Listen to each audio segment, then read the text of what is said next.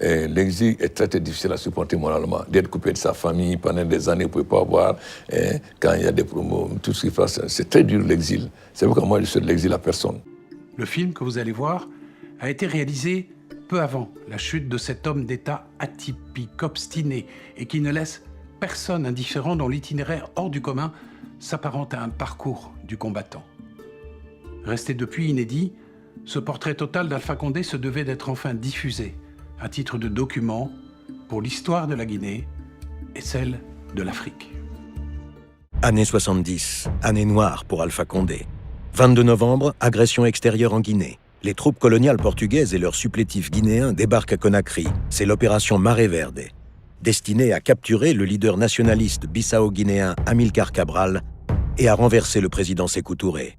L'attaque est repoussée et Sékou Touré en profite pour liquider toute opposition interne à son régime. Alpha Condé, qui a pourtant fustigé le coup de force dès les premières heures, est condamné à mort par contumace aux côtés de 86 Guinéens.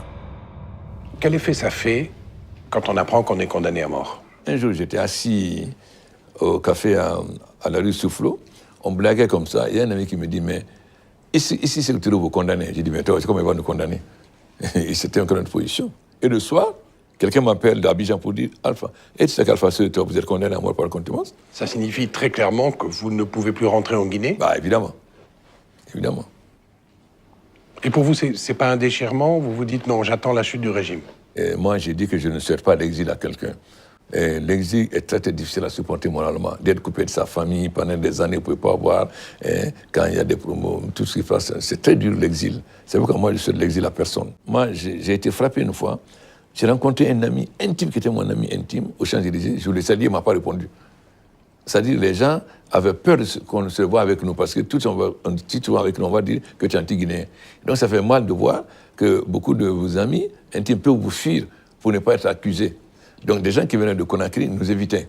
Milieu des années 70, l'activisme d'Alpha Condé gêne désormais l'Élysée. Entre la France de Valéry Giscard d'Estaing et la Guinée de Sékou Touré, les rapports se décrispent peu à peu. Rompus au lendemain de l'indépendance, les relations diplomatiques reprennent et le président français se rend en visite officielle à Conakry en décembre 1978. On fait alors comprendre au professeur militant que l'enseignement lui est désormais interdit. La donne change parce que les autorités politiques françaises ne vous considèrent plus d'un œil favorable. Giscard d'Estaing a interdit la FENF. Ensuite, ils m'ont créé plein de problèmes à la fac donc j'ai été obligé de quitter. Heureusement, j'avais un ami, Chacha Turinsev, qui avait une société de négoce de café. Et donc, lui m'a proposé de venir travailler avec lui. Donc, j'ai quitté l'université. C'est-à-dire qu'on vous fait comprendre à l'université qu'il vaut mieux que ce n'était pas le bienvenu. Donc j'ai quitté, mais ça n'a pas été un problème puisque j'avais un point de chute, c'était avec mon ami Sacha qui était mon promotionnaire à Sciences Po et qui avait donc cette société, qui m'avait relancé plusieurs fois, j'avais refusé, mais cette fois j'ai accepté de travailler avec lui. Donc je me suis chargé maintenant de faire la promotion du sucre dans lait en Côte d'Ivoire, au Cameroun, au Congo Brazzaville, en Angola, etc. C'est un métier nouveau que vous pratiquez. Ça vous a appris des choses pour l'avenir qui Bien sûr, d'abord, ça m'a fait comprendre exactement le système de négoce, le fonctionnement des entreprises capitalistes, etc. Et aussi le jeu en Afrique. Donc, quand je suis venu au Cameroun, le Bobo Amatokour, qui était le patron de la caisse de stabilisation, au début on s'est accroché, il m'a dit oui, tu es comme les autres. J'ai dit non, moi je ne suis pas venu pour ça. Et au bout d'un moment, il a compris que moi j'étais venu, j'étais venu avec une autre idée, parce que même si j'étais dans le négoce, je n'ai jamais oublié que j'étais un militant politique et que j'entendais jouer un rôle en Guinée. Donc, en aucun cas, je ne pouvais accepter aucune compromission qui pouvait demain me gêner dans ma lutte politique. Plus que jamais, donc, la lutte continue pour Alpha Condé. Mais elle n'est pas simple à mener. Les présidents sénégalais Senghor et ivoiriens Houphouët-Boigny ont à leur tour fait la paix avec le président Sékou Touré. Et les activités dans la région d'Alpha Condé et de ses partisans se déroulent désormais dans une quasi-clandestinité. Particulièrement à Abidjan, où Alpha Condé a établi un bureau de sucres et denrées et d'où il fait parvenir aux militants de l'intérieur des brochures et des tracts en Guinée forestière. En 1977, Alpha Condé et ses proches créent le parti politique MND, qui deviendra 11 ans plus tard le RPG, le Rassemblement du peuple de Guinée. 26 mars 1984, le président Ahmed Sékou Touré s'éteint dans un hôpital de Cleveland, aux États-Unis, après 25 années de règne absolu, chaotique et violent. Un chapitre se referme dans l'histoire de la Guinée qui a marqué à jamais les esprits et la façon d'être de son peuple. Mais le personnage Sékou Touré lui-même, vous lui avez rendu hommage. D'ailleurs, vous êtes incliné, etc., sur sa tombe. En quoi son apport à la Guinée a été positif? Vous retenez quoi? L'homme du nom? Il a eu sa phase, comme j'ai dit, sa phase ascendante et sa phase descendante. Sa phase ascendante, c'est lorsqu'il a pris la tête du syndicat. Pendant un moment, il était vraiment combatif. Malheureusement, il a été récupéré par le gouverneur général de Dakar. Et à partir du moment où la Sékou Touré a cassé le syndicat, c'est en ce moment qu'il s'est opposé à des gens comme Seydou Diallo du Mali, etc. Donc, pendant sa phase ascendante, il a joué un rôle positif. À Conakry, voici venu le temps des militaires. Dès la mort du président Sékou Touré, le colonel puis général Lansana Conté prend le pouvoir le 5 avril 1984. Il ne le lâchera pas pendant 24 ans, secondé par des civils à ses ordres. Le général Lansana Conté s'engage à établir la démocratie, mais très vite, son régime se referme et se radicalise dans la continuité du précédent. Nous n'avons pas mis les gens en prison pour un problème politique, parce que ce qu'ils ont fait, c'est passé. Ça ne nous intéresse plus. Si nous voulons fouiller le passé, l'avenir nous va nous échapper. Ça, c'est clair. Alors que souffle sur l'Afrique francophone le vent démocratique du sommet de la Baule, organisé par François Mitterrand en avril 1990, le général Lansana Conté esquisse une timide ouverture politique. Celui que l'on surnomme le président paysan annonce la tenue d'une élection présidentielle pluraliste pour la fin de l'année 1993. Pour Alpha Condé, dont le parti, le RPG, s'est clandestinement implanté à travers toute la Guinée, l'heure est venue de rentrer enfin au pays après 20 ans d'exil afin de participer au scrutin, et peu importe les risques. Mais pour le président Lansana Conté et ses proches, laisser rentrer Alpha Condé en Guinée, c'est introduire le loup dans leur bergerie privée. Alors, ils feront tout pour l'en empêcher.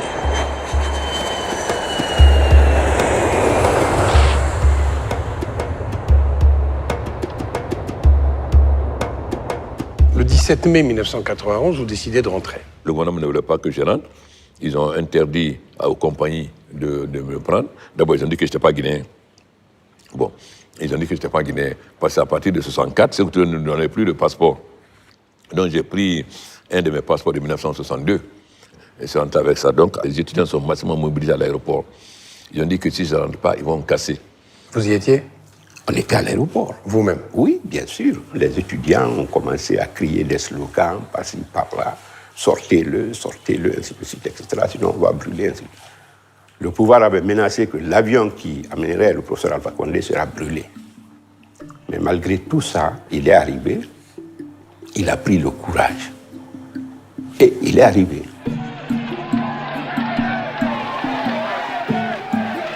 Le 17 mai 1991, en fin d'après-midi, Alpha Condé foule enfin le sol de Guinée. Il a 53 ans et lorsqu'il apparaît, la foule exulte. Des milliers de militants présents pour l'accueillir à l'aéroport ont fait reculer le pouvoir.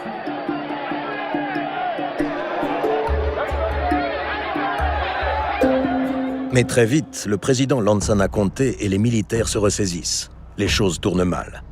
Après être allé prier à la mosquée, Alpha Condé tient son premier meeting au stade de Koléa, qui est violemment dispersé par les forces de l'ordre. Traqué par la police, qui saccage son domicile et tue l'un de ses jeunes partisans, le chef du RPG doit se réfugier à l'ambassade du Sénégal. Il y restera 45 jours, avant que le président sénégalais Abdou Diouf envoie un avion pour l'exfiltrer de Conakry. Néanmoins, Alpha Condé n'a qu'une seule idée en tête, l'élection présidentielle de 1993. Et malgré les risques, il fera des allers et retours en Guinée pour faire campagne. Harcelé, calomnié, le parti du RPG poursuit malgré tout sa difficile implantation.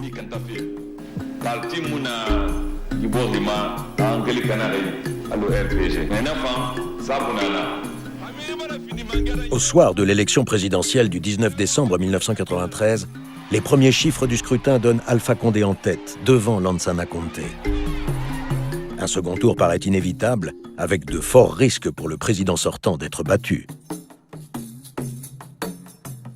Perspective inenvisageable pour lui, qui, d'un trait de plume, annule les résultats dans 3 villes où le candidat du RPG, Alpha Condé, était arrivé largement en tête. Lansana Conté se proclame alors élu avec 51% des voix. Dans le domaine des coups d'État électoraux, c'est un cas d'école. Officiellement, on vous attribue 20,85% des voix. En réalité, vous aviez combien? Non, mais j'avais plus de 50%. J'avais plus de 50%. Donc vous gagnez... Après avoir supprimé mes sièges, quand ils ont supprimé mes sièges, mes voix de Sigini, ça ne suffisait pas. Donc dans un deuxième temps, il a annulé. Et c'est Gomez qui a annulé. C'est qui est extraordinaire. C'est le ministre qui annule les résultats, pas la commission, c'est le ministre qui a annulé. Bon, mais qu'est-ce que vous voulez, le pauvre Gomez, il était pris... Tout le monde a voté RPG. Tous les garnisons militaires ont voté RPG. Il a fallu...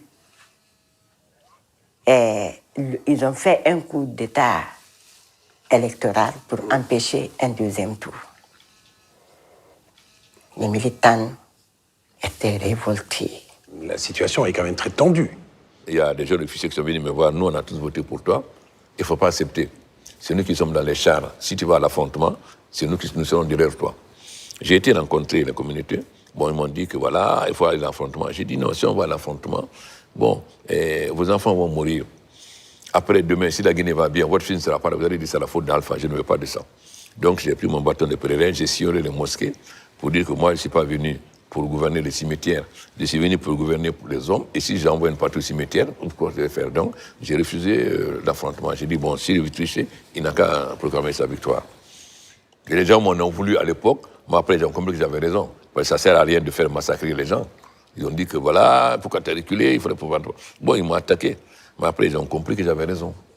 Mais votre décision de demander à vos partisans d'accepter finalement cette injustice, c'est une décision qui est quand même une décision très forte. Est-ce que c'est pas un petit peu une constante chez vous? C'est-à-dire je suis contre la violence. Moi, je n'ai pas fait la politique pour faire mourir les gens. Et si vous voulez faire le bonheur des gens, comment vous pouvez envoyer une partie au cimetière si vous voulez faire leur bonheur? Moi, j'ai été opposant pendant une année de 68 jusqu'en 84, j'étais opposant. Et je n'ai jamais voulu la violence. Donc, pourquoi maintenant je vais avoir de la violence? Pour Alpha Condé et le RPG, le combat démocratique continue. Chaque espace de liberté étant le résultat d'une âpre conquête. En juin 1995, le président Lansana Conté organise des élections législatives. Première victoire dans les urnes pour le RPG d'Alpha Condé, qui obtient 19 députés à l'Assemblée nationale en dépit des fraudes organisées. Le RPG devient la première formation de l'opposition. Alpha Condé se lance alors à corps perdu dans la campagne des élections présidentielles de 1998. Il n'ira pas jusqu'au bout. C'en est trop pour le pouvoir. Dans la nuit du 15 au 16 décembre, à 2 jours du scrutin, il est arrêté par la gendarmerie, non loin de Lola, en Guinée forestière, avec 2 compagnons, dont son garde du corps, Ben Karamoko. Livré aux mains de l'armée, il est transféré à Conakry, où un juge lui signifie son inculpation pour atteinte à la sûreté de l'État, tentative de fuite du territoire et recrutement de 800 mercenaires de pays voisins afin de déstabiliser le régime.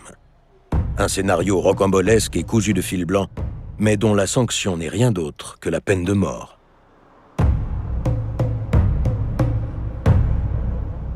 Ça n'était en aucun cas une tentative de quitter illégalement ou de fuite du pays. Enfin, comment je vais quitter, comment je vais faire? Bon, vous savez, Sipulou, c'est une petite ville. Il y a un hôtel, je crois qu'il y a 6 ou 8 chambres. On a dit qu'ils avaient des mercenaires à Sipulou. Comment vous connaissez Sipulou? Comment on peut avoir 600 mercenaires à Sipulou? Bon, on a fait beaucoup de bruit, etc. Bon, oui, bon. On vous arrête là-bas. On m'arrête à Pinet. Il est quelle heure? C'était la nuit? C'était... Oui, c'était en début de soirée. Vous êtes bousculé, maltraité? Comment ça se passe? Non. Et le président Conté a dit, il n'a pas dit de me garder, il m'a dit de me mettre en résidence surveillée chez moi.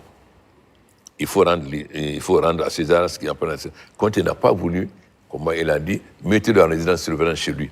Mais c'est les gens, je ne vais pas dire les noms aujourd'hui pour ne pas être méchant. C'est eux qui ont dit non, on a des preuves de complot, c'est cela, etc. Bon. Et le pouvoir a profité de cette occasion pour décapiter le parti. Presque tous les députés, tous les responsables nationaux à l'intérieur ont été arrêtés, incarcérés dans les camps, à Kankan, à Tsigiri, à Zérekoré, à Conakry ici. Il y a eu des morts Ensuite, on vous emmène à la maison d'arrêt, alors? Il y a un grand bâtiment qui avait plus de 105 ou 300 détenus. Ils ont évacué tout le monde pour que je me retrouve seul dans ce grand bâtiment.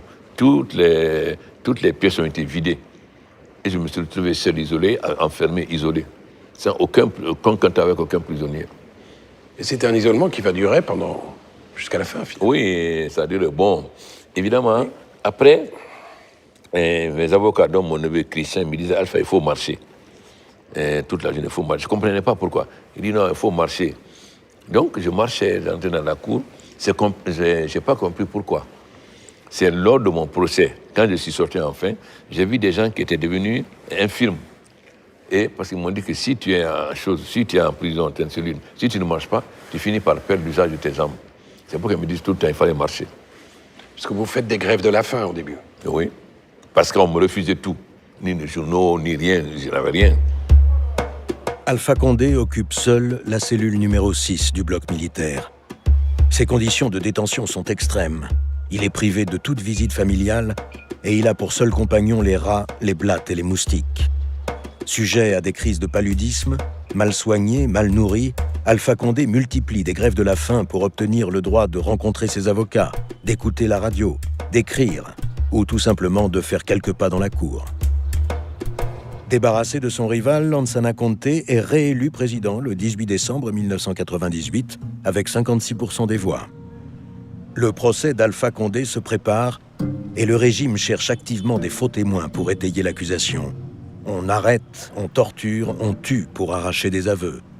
Ben Karamoko, le fidèle garde du corps, est le premier sur la liste.